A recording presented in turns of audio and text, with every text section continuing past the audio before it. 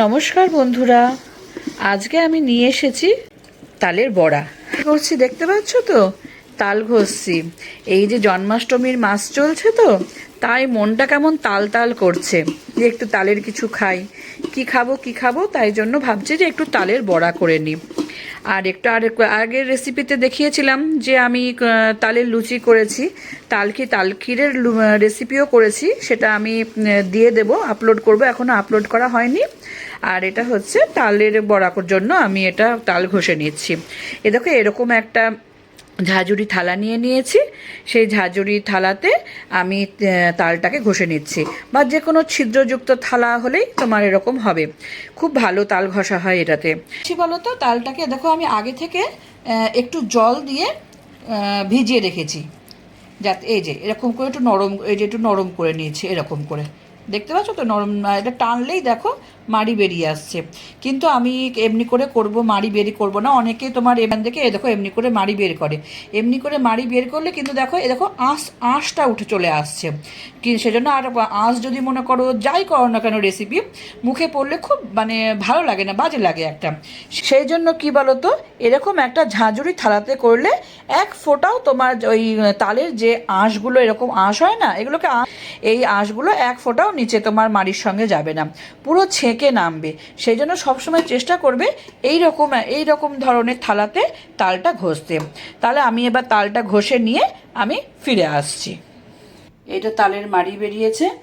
এবার আমি এতে ইনগ্রিডিয়েন্টসগুলো সব নিয়ে নেব। কি কি ইনগ্রিডিয়েন্টস নিয়েছি দেখো। সবে আমি কিন্তু একই পরিমাণ নিয়েছি, যে পরিমাণ আটা নিয়েছি সেই পরিমাণই কিন্তু ময়দা নিয়েছি।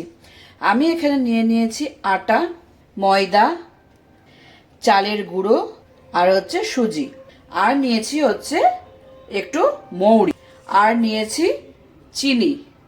আমি আমার পরিমাণ মতন চিনি নিয়েছি, আপনারা আপনাদের পরিমাণ মতন নেবেন। আর নিয়েছি একটু নুন আর নারকেল কোড়া। প্রথমেই দিয়ে দেব পরিমাণ মতন নুন, দেব ময়দা, তারপরে দেব আটা, তারপরে দেব চালের গুঁড়ো, তারপরে দেব চিনি, তারপরে দেব নারকেল কুড়ো,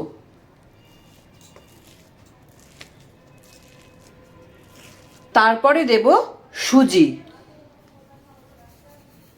এবার এটাকে আমি ফেটাবো, এমনি করে ফেটিয়ে যাব, করে নেব, তারপরে হাত দিয়ে ফেটাবো।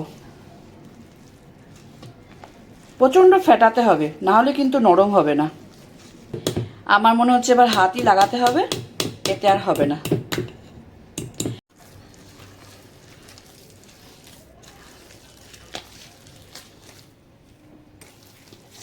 আমি ফেটিয়ে নিয়ে ফিরে আসছি।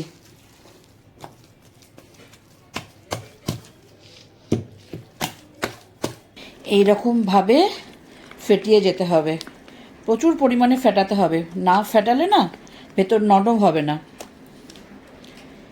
যত ফেটানো হবে তত ফ্লফি হবে তালের ফুলুরি বা তালের বড়া যাই বলো না কেন, তত ফ্লফি হবে। প্রচুর ফেটাতে হবে। আমি চেয়ারে বসে পড়েছি, চেয়ারে বসে বসে এটা ফাটাচ্ছি। তোমাদেরকে একবার দেখিয়ে দিলাম যে কেমন করে ফেটাচ্ছি, সেজন্য আমি আবার ক্যামেরাটা অন করলাম। আমার এটা ফেলানো হয়ে গেছে। এবার আমি 10 মিনিট রেস্টিং টাইমে রেখে দেবো, তারপরে আমি ভেজে নেব। তাহলে দেখা হচ্ছে 10 মিনিট পরে। আমি 10 মিনিট পরে একেবারে রান্নাঘরে চলে এলাম। এবার একটুখানি মৌরি মিশিয়ে নেব।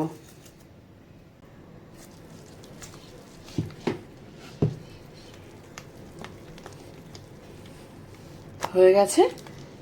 এবার আমি ভেজে নিই। খুব বেশি আঁট করলে হবে না, একটু নরম নরম করতে হবে, নাহলে আবার পুরো ভেতরটা পুরো গিট গিট হয়ে যাবে, শক্ত ইটের মতন হয়ে যাবে। সেজন্য একটু এরকম নরম নরমই রাখতে হবে। এখনও ফেটাবো। আমি তেল গরম করতে দিয়ে দিয়েছি, তেল গরমও হয়ে গেছে। এবার আমি তালের ফুলুরিগুলো ছেড়ে নেব। গ্যাস কিন্তু আমি একদম কমিয়ে রেখেছি।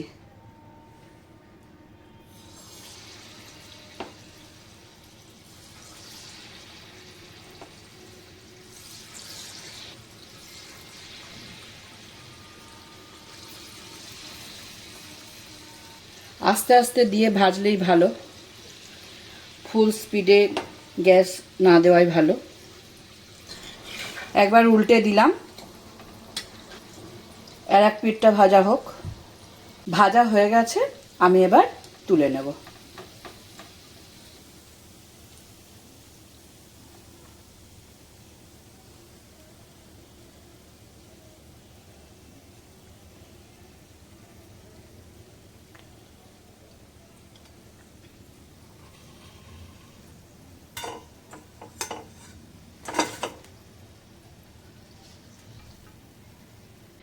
বাকিগুলো তো আমি ঠিক এইভাবে ভেজে নিয়ে ফিরে আসছি। বারবার একই জিনিস দেখাচ্ছি না।